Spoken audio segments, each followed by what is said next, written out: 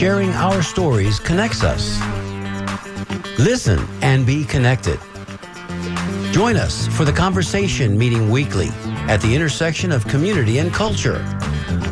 Hosted by Mario Nunez and Joe King Carter. And now, the conversation with Mario Nunez and Joe King Carter. Welcome, everybody, to this, your noonday edition of The Conversation on WMNF Radio, 88.5 Tampa.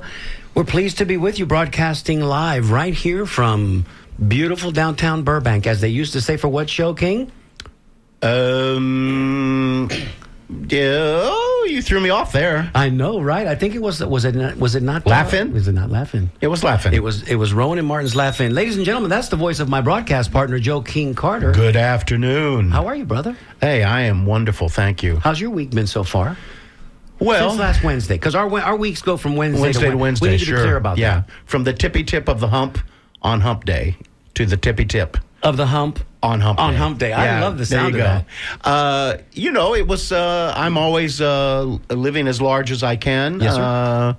I live a life that has I have removed the two S's. Yes. Stress and sugar. They don't exist in my world. Really? Yeah, stress and sugar. And so, but I try, but we all deal with trauma. We all deal with torment.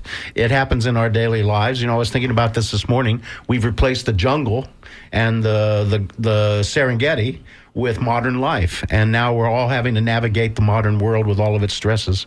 And it's not easy, is it? But some people are adrenaline junkies, King, and some people just love that. Some I don't think they last as long, though, right? Yeah, I just don't, That hot flame. Yeah, no, I like the cool ember. And speaking of hot flames, while we're talking about that, how's the temperature outside these days where you live? Well, that's the other thing I thought about on the way in here is that we have an atmospheric problem, and the atmosphere as in this studio, because this studio is very chill. No, for this me. is wonderful, but the atmosphere is twofold. Yes. One is climate change and heat. Yes. And by the way, ladies and gentlemen out there listening, if you're not hydrating and staying out of this heat, you're not taking care of yourself. Please do that, because this is becoming something that is really unusual in our lives. And then the other atmosphere is the political atmosphere, of course. And I think in the last week we've all felt, because things changed a great deal on Thursday, the day after we had our last show, I think the atmosphere out there is very intense. And I think people between dealing with the heat and having to live their lives and make ends meet, and now dealing with the stress of what's happening to our world, it's a lot. It's a lot for folks to take on. And I hope that this show can be a little respite from all of that. I love that. The wishing well type of respite. So let me add to Joe's words of wisdoms and drop this pearl on you as well, and then we'll get right into our show, which is going to be a fascinating show today. You guys should be leaning into your radio and listening intently, because the guests that we have in studio have got a lot to bring to the party. So let me add this to my dear friend Joe King Carter's public service announcement. Just remember, besides hydrating, you want to hydrate, you want to stay indoors between 10 a.m. and November 1st. And that's all I've got to say about that, because it ain't going to get no better, y'all. Absolutely. And we have cities in our country today that for the first time ever are opening up cooling centers so that people can get out of this heat. And I think you're all aware of that who follow our current events in the news. It's a kind of tragic situation. There are many people in our country who do not have air conditioning, and they are being assaulted with these 100-plus temperatures. Heat is killing more people these days than any other natural disaster. That's the hurricanes that are taking place, the tornadoes that crop up, those winter storms, heat, oppressive heat. Okay, Yes. So, and speaking of heat, have we got a hot show today, brother? Oh, sizzling. You want to introduce our guest? That was my sizzle sound. Sizzling. You want to introduce our guest today? It would be my great honor and pleasure. Absolutely. Please do. We have with us today the commanders of the Commodore here in Tampa, Florida, and right in the heart of, well, not in the heart, but in Ybor City. And so we have with us Kelly Buttermore and Justin Peters. And this is where we need the canned applause sound. This is Jess, when we're we going to need work on that canned applause. for next week. We're going to work on that. And we're going to be talking about the Commodore, and we're going to be talking about what happens at the Commodore, and we'll be talking about the scheduling of different things that happen there and why this place is critically important as a community connector and as a place to just have fun and let your hair down. And we're going to talk about the fact that we might even touch on the Armando method. So let's as we do here on the show, because sometimes we are very prescient without even realizing. We just back into things sometimes. I think that the tagline for our show is meeting weekly at the intersection of community and culture. I will say this: the Commodore is the epicenter of community and culture. Can I get an amen? Is. That's it. Okay. Amen. Amen. I would agree. So, but what we're going to do is start first, before we get to all of those wonderful topics that have to do with the Commodore. We're going to talk a little bit about their personal lives. I like that. That's what we do here. That's it. So, would you like to start with a question, Mario? Let's start with Kelly. Or let's start with names, because we heard Kelly Buttermore. I don't even know if we heard Justin Peters. Kelly, because he's here too. Say hello. Hello. There she is. Thanks for having us. Yes. I'm here too. Can confirm. Mario, you are right. I am 100% in the room. That's the voice of Justin Peters, y'all. And Justin Peters and Kelly Buttermore are co-owners and sponsors of, again, the Commodore Theater, which is right there at the entrance to Ybor City on 7th Avenue and Nebraska. It's a wonderful old building that has been repurposed several times. This recent iteration is surely going to set them apart, moving into a new time. If you know where the Flan factory is, it's in that building. It's just around the corner on the other side. Right. So starting with, let's go with ladies first. Kelly, I know you travel quite a bit. We're happy that you're here this week. What's been going on in your life? Oh, gosh. Go ahead, tell us, because we follow you on social media. We know what's going on. You ain't hiding, girl. Something about an improvisational comedy. What do we do? We're looking at a showcase. What's happening right now? Yeah, so in addition to the Commodore, which I know we're going to talk about, Justin and I also produce the Countdown Improv Festival. There you go. Every August in Ybor City. This is our 8th year. And so the festival is 1 month away. And so I've been doing a lot of planning. Burning that midnight oil, yes, are you? That's right. Yeah. Planning for the festival, making sure the Commodore's running. I still have a full-time job. If my coworkers are listening, I'm sorry I'm not at the meeting right now. Uh-oh. No, we're fine. Yeah, I mean, yes, I do travel a lot. Recently, I did travel to take a trip that was very personally meaningful to me. So not about improv. You feel like sharing? I do, yeah. Please. So I went to see Sarah McLachlan in concert 2 nights in a row. Wow. In Philadelphia and outside of Baltimore. This Sarah McLachlan was integral.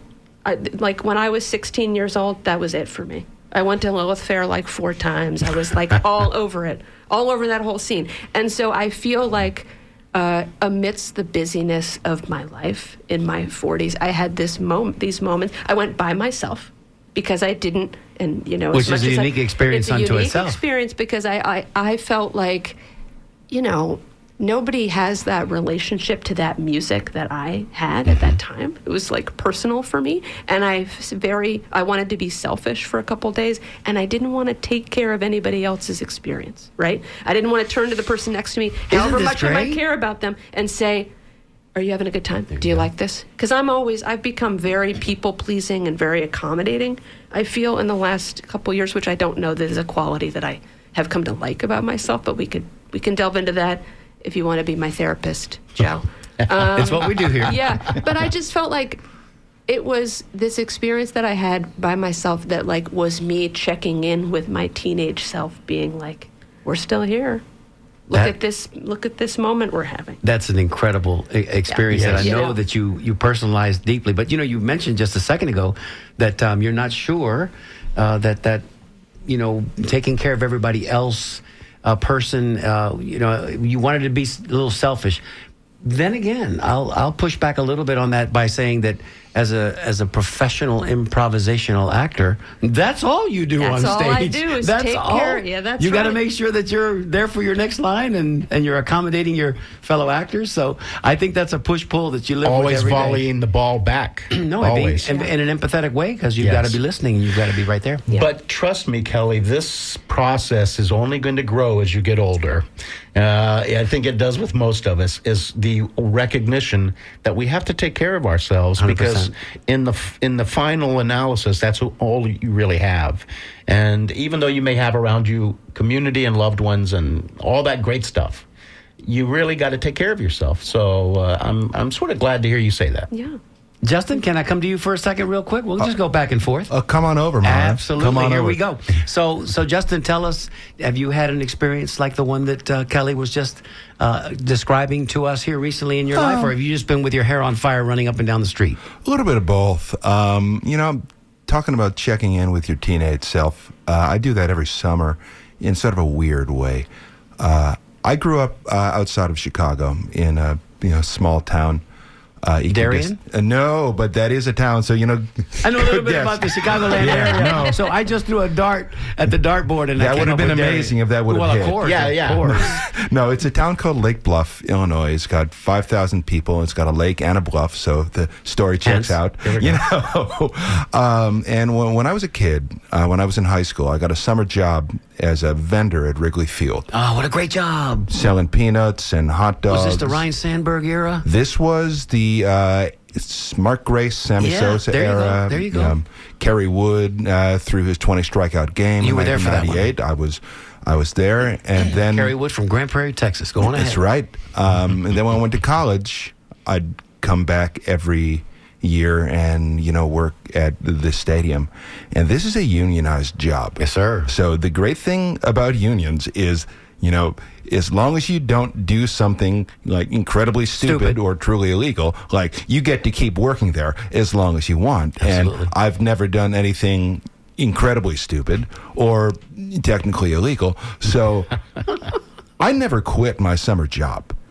So my parents are getting older. They still live in the town I grew up in. And, talking about taking care of other people, they need me back there more often than usual to, help take care of them. And, I do that for most of the time that I'm, visiting my hometown. But during baseball season, for about 4 hours a day, I can still drive down to Wrigley Field, check in with my union steward, and go in there and sell Budweiser in the stands. Come on. So Wow. that's what I've been doing Come on. for the parts of this summer that I'm Perpetually not young. here. Perpetually young. That's right. And hope springs eternal, and baseball is our game, and that's why the love of baseball is so profound with you. And when I met you the first time, I mean, you were spouting out statistics and coming at me like, "Wait a minute, who was this guy?" And now you know. and now I know, as Paul Harvey would say, the rest. The rest The rest of the story. And we know that Justin found what Ponce de Leon was looking for. The Fountain of Youth. Fountain of baby. Youth, yeah. That's It's at Clark and Addison in Chicago. Right there. It's right I mean, there. I lived at 408 West Berry, which was about 7 blocks away,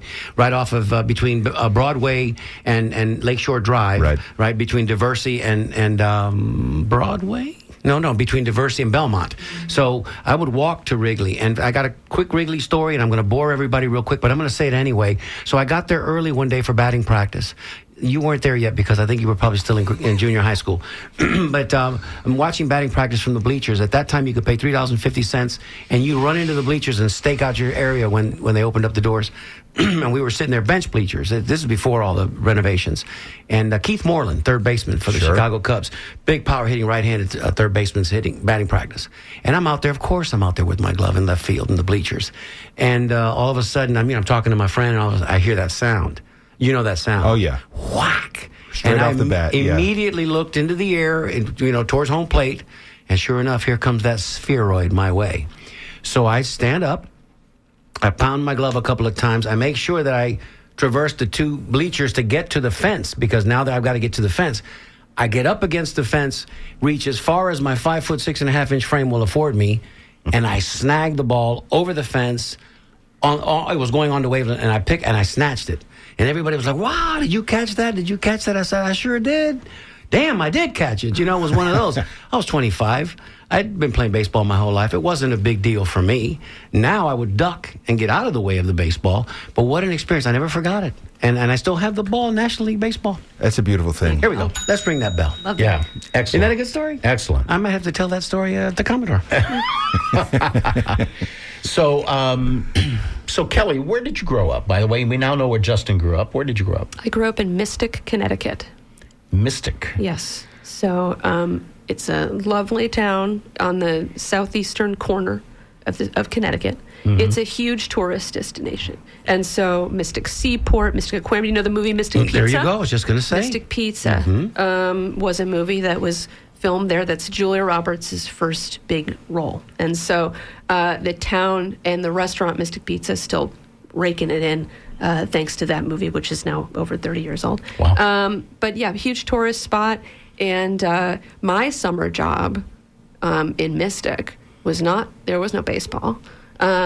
But I worked at a sort of a special type of New England establishment, which is it was called Sea Swirl.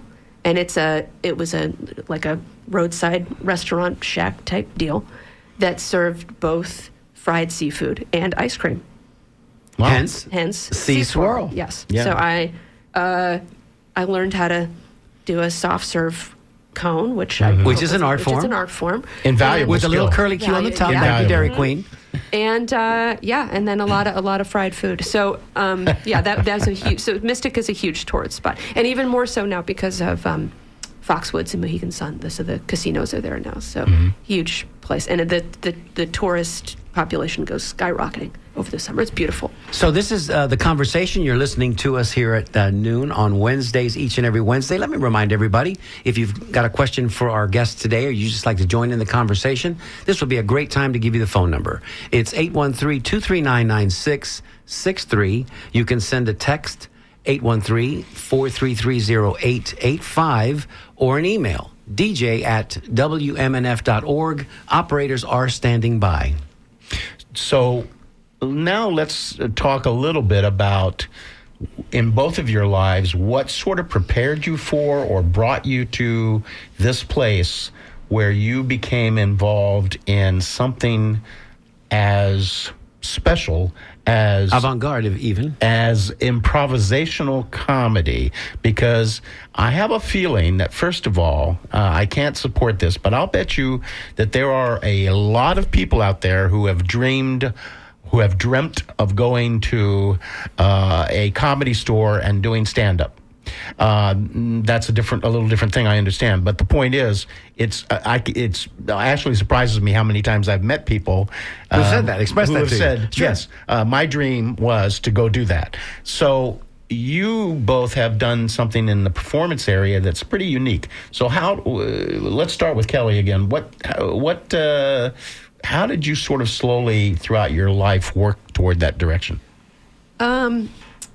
Well, it's funny. So I never did any theater or any acting or anything in school at all. That was not my thing.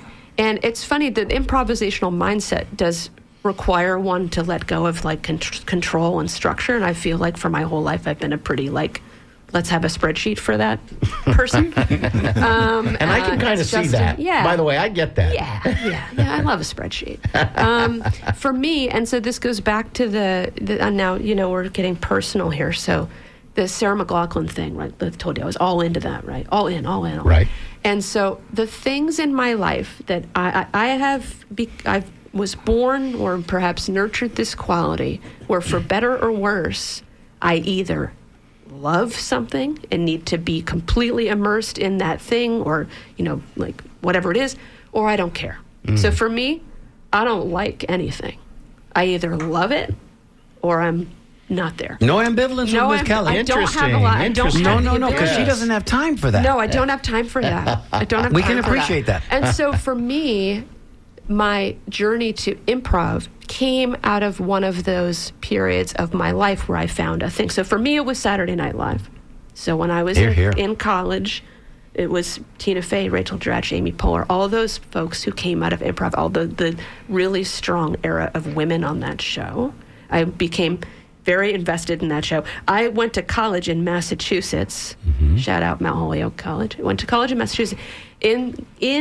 While I was in college, I would make time somehow to come down to New York City and to do this thing where you can sleep on the street to get standby tickets to Saturday Night Live. Do you know this? Okay. I'm not familiar with that. The way that, and Justin will get to talking Tell about them about the line captains. Oh, yes. So the way that they do a lottery system for SNL tickets, or they did 20 years ago. I don't know what they do now. But it's really hard to get because the studio is small. There's only so many shows, and your chances of getting picked, they're really, really slim. You can put your email in, and a year later, they'll say you can't come. So what you can do instead is there is a standby line where they give out tickets, or they did. Again, this is now over 20 years ago, where they would give out tickets based on a number at 7 in the morning on Saturday, which means that the earlier you get there, the higher your number is and the higher likelihood you might get in to see the show if there's a few empty seats. So what I came to learn was that the standby line had its own culture. It was captained by these two people, this one guy in particular and his wife.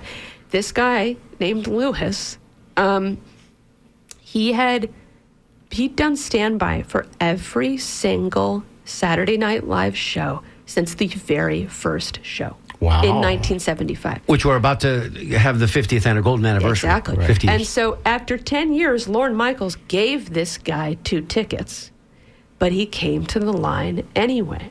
So he felt that the line was his. I don't think he's there anymore, but this was a whole thing, and I became to know that the line was its own ecosystem, which was very interesting. And so through that, I came to know what improv was, because I learned that these women that I admired had come out of improv, and I started to go see improv shows at the Upright Citizens Brigade, and I'll never forget, like, the first improv show you see is so integral to your journey, because if it sucks, you're just like, well, that's not a thing. But for me, it was like, I want to do that. Magical. I want to learn how to do that. That's magic. I want to learn that.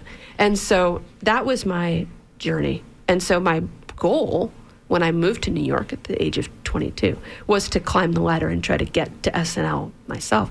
But along the way, I had started with improv as a stepping stone, but I came to take an exit ramp and like see it for what it was, which was a beautiful thing. But I've talked a lot, as Justin's true. And I can see you doing a little Debbie Downer and being a little Rachel Dratch from time to time. I mean, yeah, Justin will tell you that. She was one of my favorites. So before we get to Justin, Yeah. let me ask you then, you're causing me to think about this. Is it that, would it be that, it seems to me, that a certain kind of personality would attract to becoming a Jerry Seinfeld, a person that wants to write their material and perform it? And then there's a certain kind of person that's probably attracted to sketch comedy, which is obviously more theatrical and a lot of different components. And it seems to me that all of those people you're talking about on Saturday Night Live, if my memory is correct, they all came out of improvisational theater. Yeah, Second City was right there. Second City and all of that stuff. Many of them did, yeah. Many of them did, yeah. So this kind of bug that caught you would not be the same bug that would catch somebody to be a stand-up comic? I'm curious. This is a great question.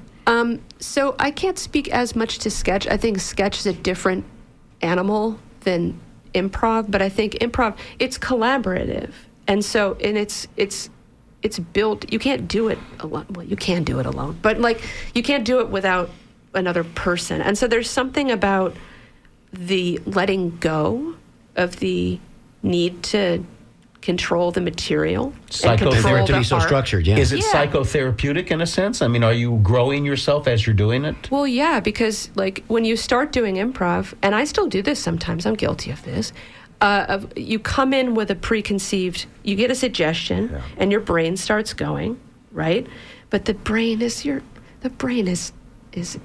improv's enemy, you see. It's rare to find someone who's both an excellent stand-up comic and an excellent improviser. So they're very different. They're very different skill sets. They're different skill sets. Yeah, I think that's right. I mean, I think it's like improv, like your brain is not your friend. You have to let go. You have to give yourself over to the scene. Whereas stand-up, I would say that's a different.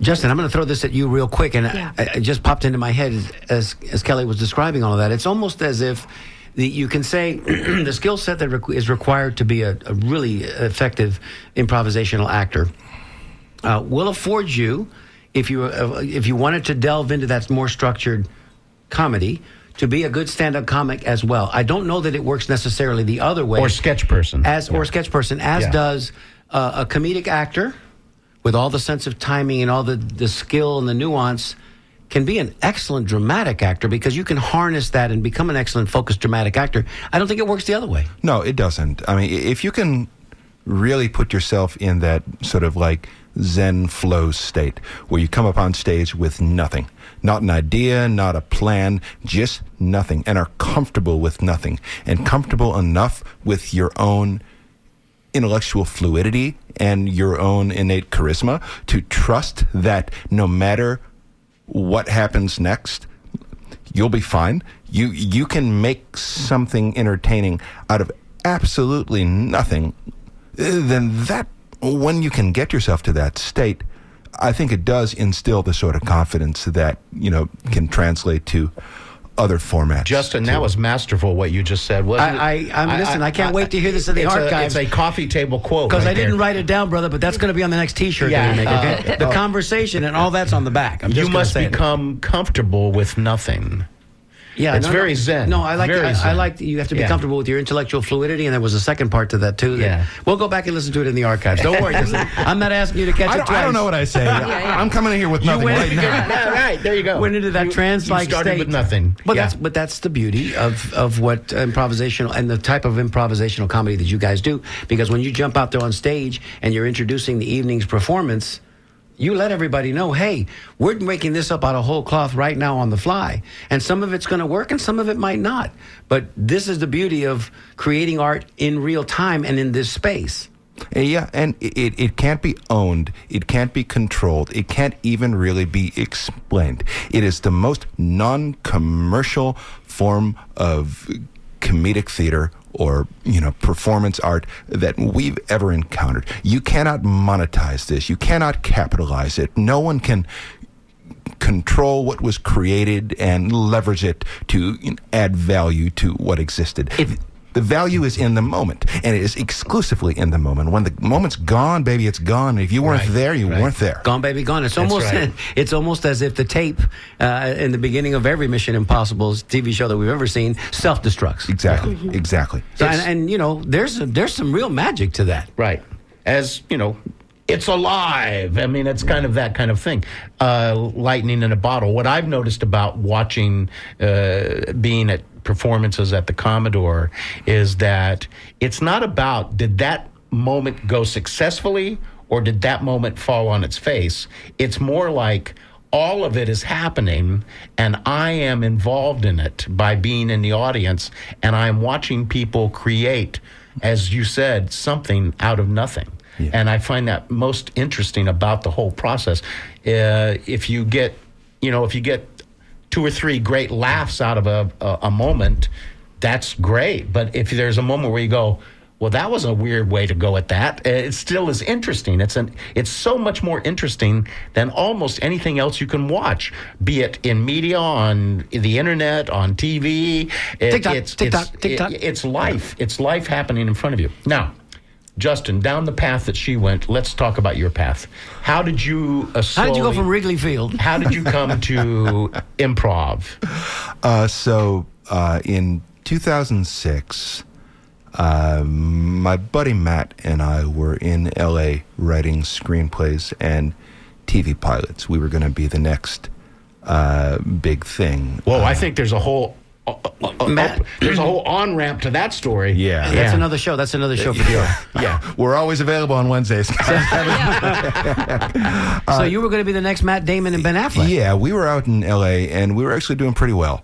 And then the writer's strike happened. There was a writer's strike in 2007 that lasted for like a real long time. And me and my buddy Matt were sitting there and we're like, well, we don't know what the industry's going to be like after this. We don't know how long this is going to last, and we haven't sold anything, so we don't have any money to backstop us here. So we're going to take a little bit of time off. So Matt went to law school.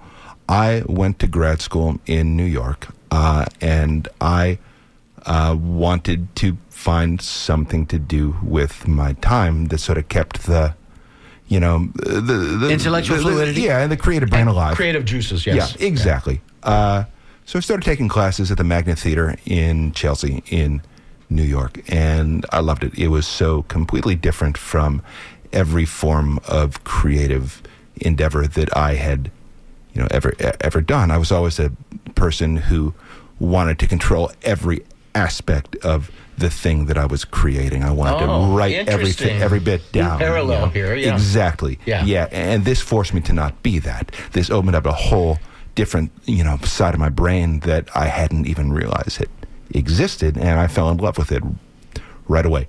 Never went back to LA. Stayed in New York. Started performing with Kelly. That was in 2009. We first started collaborating as an improv duo. No, go ahead. Well, we were both at the Magnet Theater, had both taken classes. They're both really fallen in love with improv, and we had the distinction of being placed on the theater's shortest lived and worst house ensemble at that time. We're the worst house ensemble in the history of New York City improv. So, it lasted for 4 months. Yeah. Then the theater was like, we've seen enough. You guys are terrible. Disbanded it. We each got recast on other ensembles, so we were okay. And then the two of us were like, well, we miss playing together, so we're going to start a comedy duo, sort of a double act. And we, for the first 5 years, we sucked. We were really bad. Well, we sucked. Your own Stiller and Mara, only just an opposite, right? Because you're the tall one and she's not. Exactly, yeah. Yeah, we were terrible because we couldn't suppress those parts of our brain that wanted to control the contours of the show, right? That's right. And so, through our own individualized experience on our own teams, we had come to cultivate go-tos, moves, sort of a persona of things that we were known for doing that worked, that had a high hit rate. And to be fair, they were funny.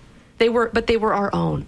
And so when we came together, those go-tos and those moves and those qualities it was like we were trying to win. Somebody was trying to win every single scene, right? So when the breakthrough point for us was when about 4 years into our duo, we were like, look, if this is going to be anything, then the two of us have to trust each other enough to drop all of those things, all of those security blankets, all of those go-tos, everything that makes us what we thought were us. Right. I have to drop mine, and you have to drop yours. We have to put them in the closet, and we have to start over. And one of those security blankets was New York City. That's right. We'd been performing there for about a decade at that point, and we'd had success, but we'd also found ourselves in a state of complacency, right, where we knew where our next show was coming from, so we weren't hungry to find new ones, right?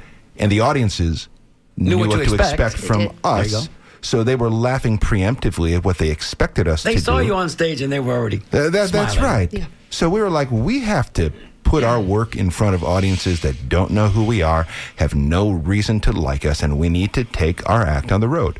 And then in 2014 we did. And we spent about 8 years with some time off from the pandemic, touring the country really, really hard, perfecting our act, getting ourselves in that flow state where we trained ourselves to be able to step on any stage in front of any audience with nothing, knowing nobody in there, and still have faith that we could bring it off. And in the course of our traveling, we kept on coming back again and again to Tampa, and circuitously, that path led us here, where we run an improv festival here. We've got the Commodore here. A connection was made.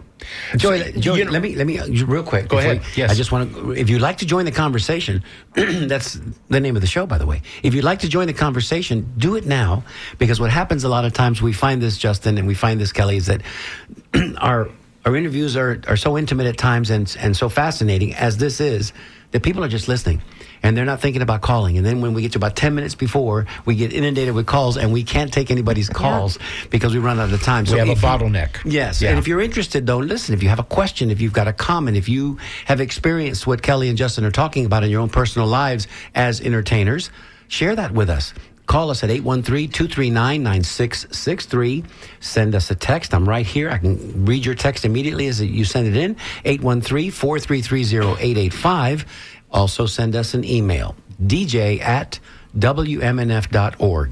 So those expressions you just made, Justin, created a couple of questions for me. One is, it sounds like you... First of all, I want to know this. Let's just go backwards a little bit.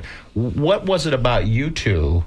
in your energy and your connection, why did you two commit to each other as collaborators? Because I have collaborated with many people in my life, and every time I do it, I think, why did I pick that guy? How did that happen, if I may ask? We got each other's references. We were each, smart. We'd, read a lot of books, and we each had glasses, and, we sort of looked alike, love that. and...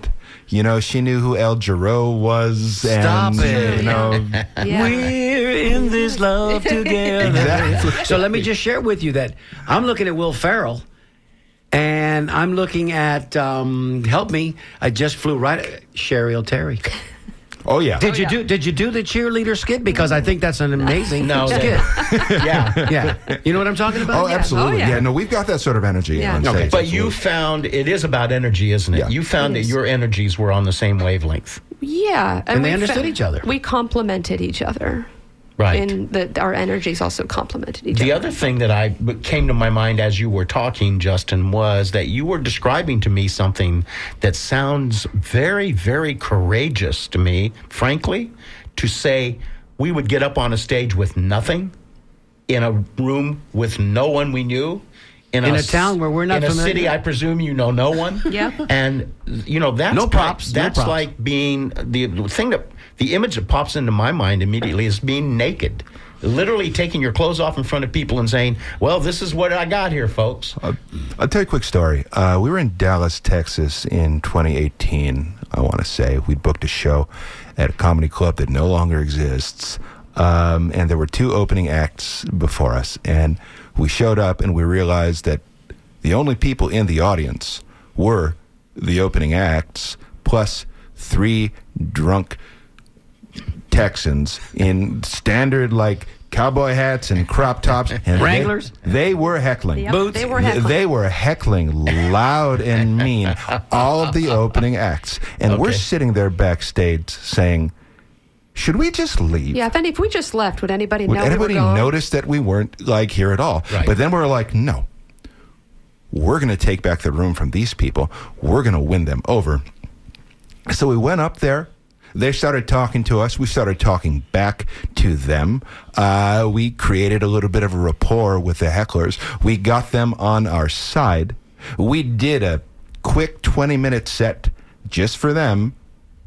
Got the heck out of there. And as we were leaving, we saw the drunkest heckler, stumbling down the hallway. And she came up to us. She? Yeah, it was a she. Yeah, she came up to us and she said, y'all were funny. Pause. Now, where is the bathroom? That's got to be a bell. I love it. I love it. Hey, that's it, right? But it's there. got to be unnerving, though, brother. When when you know the hostile environment that you're about to wade into, but kudos to the But two of you. we have each other. There you go. That's what I was just going to say. Exactly right. There've only been a handful of shows. And Justin is just big enough. You can hide behind him if anybody's I can going to hide throw behind him anything. if I need to. Not so easy for him. But we have each other, and so we know. Our sort of mantra with our own show is to have an egoless improv show. So the idea really is that if you see a From Justin to Kelly show, that you walk away and you say, they had a good show, or that was a good show, or that was lousy, they had a bad show. Not, he was great and she was only okay, or she was the star and he was whatever.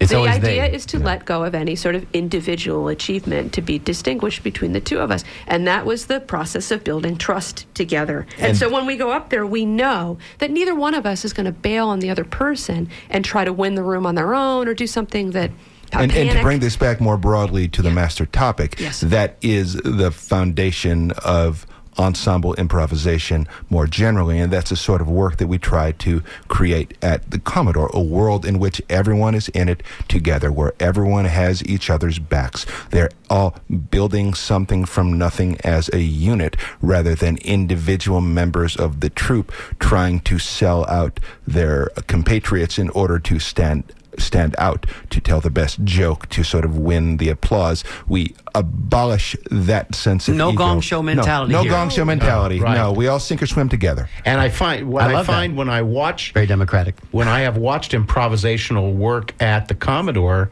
it is strange for someone who is possibly introverted or who has never been a performer outside. They would look at this and say, well, anybody who's on stage has an ego. They're feeding their ego. And in fact, improvisation strikes me as one of the most egoless acts I've ever seen. You have to be vulnerable. You got to be vulnerable, and if you're doing this to feed your ego, man, you are in the wrong line of Masochistic. work. No money. A little Right. And a little masochistic, Yeah. too, Oh, because absolutely. you're going to get it handed to you each and every night. Yeah. That's absolutely Because you're not right. going to get that juice that you're looking for. It's just not going to be there. That's not how that works. So let's go to the Commodore. I'm looking at the clock. Let's talk a little bit about the Commodore, because that is now where all of this happens. And how you have been there. When did you open your doors? November 10th, the anniversary of the sinking of the Edmund Fitzgerald. That's how we remember. Oh, that is so great. Yeah, we played that is- opening night. Yeah, that is so great.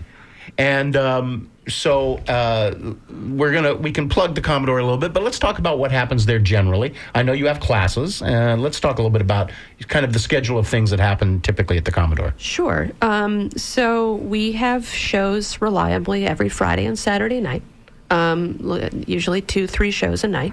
And we're looking to expand that out to Thursdays and Sundays, but we're going to do that soon.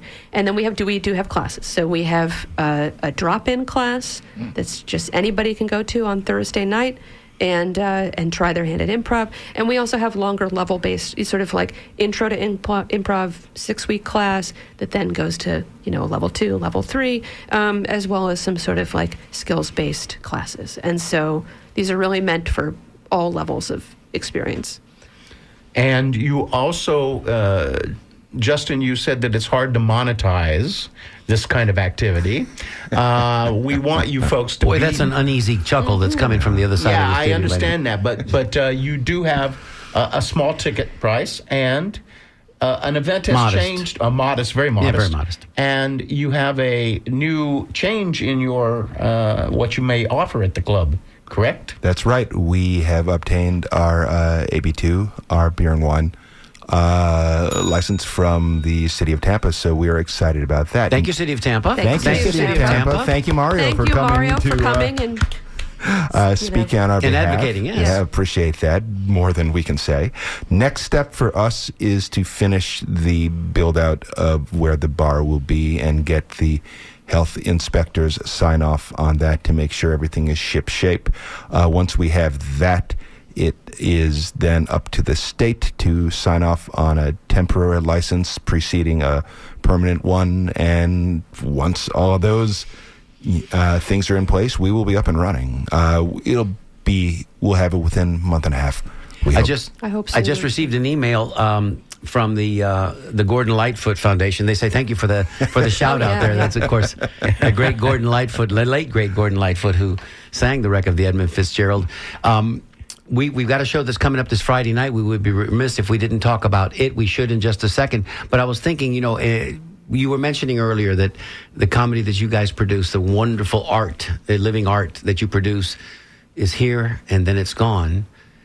But it can be captured because we have the ability to capture some of that by image, by film.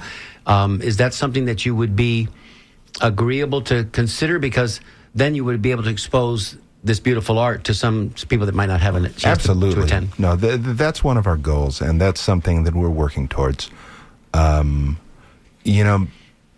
Exposing this art form, exposing the public to this art form is, why we're here. People like this, just in general. I will say the blanket statement, because everyone, and I say this at the beginning of most shows at the Commodore, everyone has the experience of, in their daily lives, feeling the pressure to have to rise to the moment, right? To say the right thing at the right time, whether you're in a work meeting or you're talking to someone about whom you really care. Our days are filled with that pressure to rise to the occasion. And we all know how hard it is to do that, because more often than not, we fumble for words, or we don't say it and then might spend the rest of our lives thinking, stupid. I'm so why didn't I stupid, What we do there and what we teach there is the elevation of spontaneity to its own art form, to a place where it can be sort of honed and perfected. You can open up your brain to not be afraid of these moments, but to meet them and to watch other people trying to meet them in the ways that we all try to do in our daily lives. It's a performance product, yeah, but it's also a life process that we're putting up on stage. And if people see it and they dig it, it can really change their lives too. Change yours. I listened to the show with Chip Wiener last week. Thank you for listening. Just so that was good. Delighted that he was embracing he said it himself. He came through one of our classes and had embraced this new philosophy of yes and. And we know Chip pretty well, and as do you both. And he's not a wallflower. No, but because of who he is, a very measured, very centered, very controlling kind of everything that he does is, he's buttoned down. Yeah. The guy's shirt's always tucked in. He's always buttoned up to the top. His beard is perfect. You know what I mean? There's a lot of that going on with him. I thought, boy, he's really stepping out on that branch to get into this kind of an environment, because that's antithesis. That speaks contrary to what his normal lifestyle is like. But he did well. He did great. Did great. I hope because he's a smart cat too. Let's put that in I hope perspective. Chip appreciates your characterization of him. Chip's my guy. My guy. So in a way, your classes could actually be, billed as psychotherapy. And a lot cheaper than therapy. Lot cheaper. Oh, boy. Yeah, a lot Oh, cheaper. boy. Yeah, absolutely. But I think, in fact, there is that shouldn't be passed over lightly. It is an opportunity in terms of personal growth To stretch those muscles. for someone to go into a setting where they can expose themselves to something in a safe place and work on some stuff feelings they have about the world with and excellent coaches, excellent coaches to guide them along the way. And I think that's an important thing to make sure that our listeners understand. And who doesn't need that today? How isolated do people feel today in a world that is so disassociated from many of the modes of community that we all grew up with? Correct. Everything is intermediated by a screen, and often you don't see anyone who's not on a screen over the course of a day, maybe even a week. Correct. And what we're trying to provide are these spaces for the sort of actual community building, in the sense of, being one, not just with the people you're around, but the city that you've chosen to call home. There was a time. Yeah. There was a time in our not too distant history when we didn't have fences in our backyards, and then we realized, well, if we're going to have a pet, we got to control the pet and keep him in our yard. So we put the 4-foot chain link fence, which you could still see your neighbor and go, "Hey, neighbor, can I borrow a cup of sugar? Hey, those are some neat clothes you're hanging out on the clothesline." Right. And now, fast forward the tape, everybody's got a 6-foot wood privacy fence or a plastic privacy fence, and don't you dare stick your big old nose over this fence and look into my backyard. Say nothing for the fact that there's gated communities. We're all separating ourselves into silos, and this is what Shelley was talking about at the 10 o'clock hour, that we need to come together. How do we bridge that gap? I don't know, but I can tell you this wonderful art form that we're here discussing today, this opportunity to come out and maybe sit there and do some improvisational theater with somebody that you know nothing about, hit a chord, and then go realize, oh man, I didn't realize you were on the other side of the political spectrum. I think it's very important. When the first time that I stepped in that space and saw what was happening, I thought it was very important. Let's talk a little bit about Salud and Happy Days. Why not? Yes. Let's talk a little bit about what that is about. I mean, I'll start, and Kelly, you can jump in whenever you want. It's our Tampa community-based show. So we bring in sort of interesting, notable Tampeños with stories about. Thank you for the bell. My man. My man. The originator of the phrase. Bell. It was a subtle bell, but it was right there.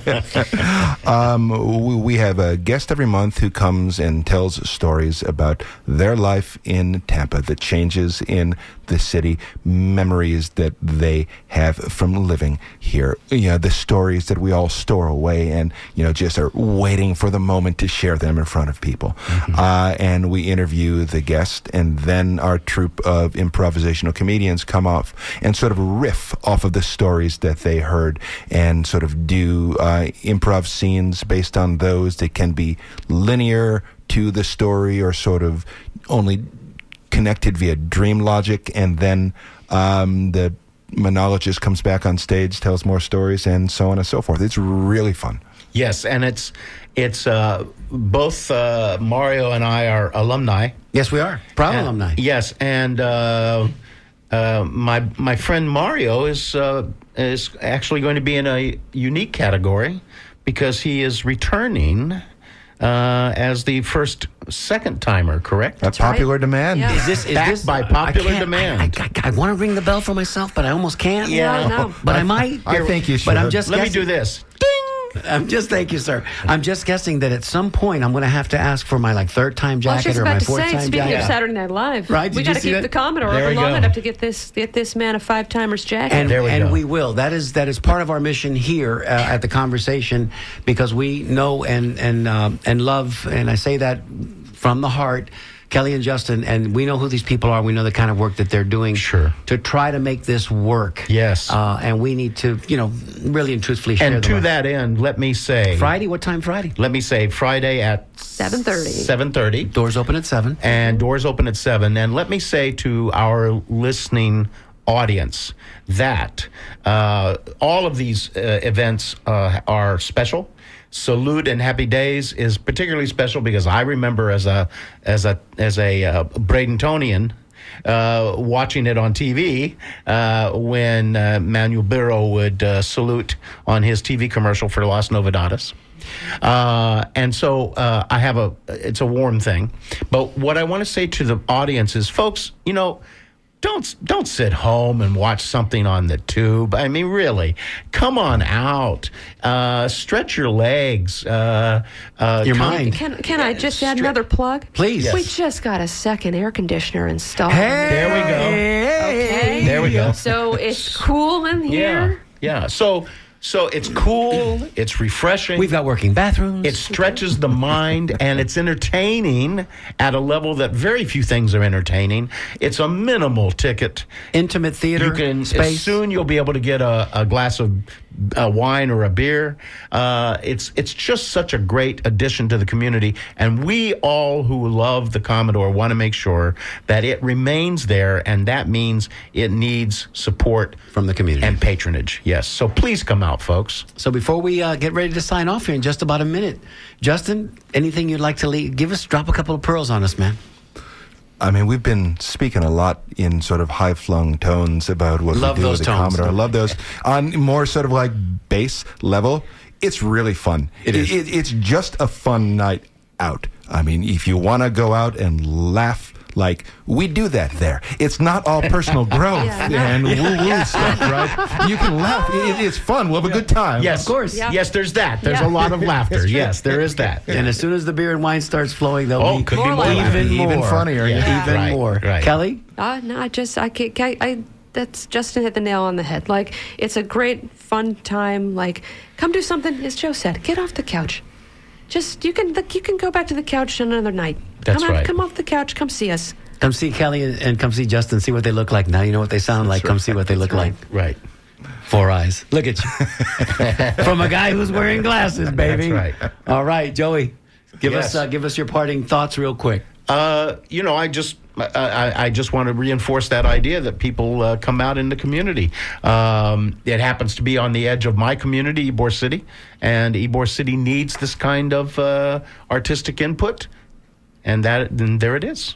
On behalf of everybody that puts this show together with love in their hearts each and every week to keep you entertained, informed, and maybe even educated a little bit, let me say thank you to Jessica, who's working our board today. Thank you to Spaceship, who was hard at his command post, manning our phone station. I'm Mario Nunez. You've been listening to WMNF Tampa. See you next week, everybody.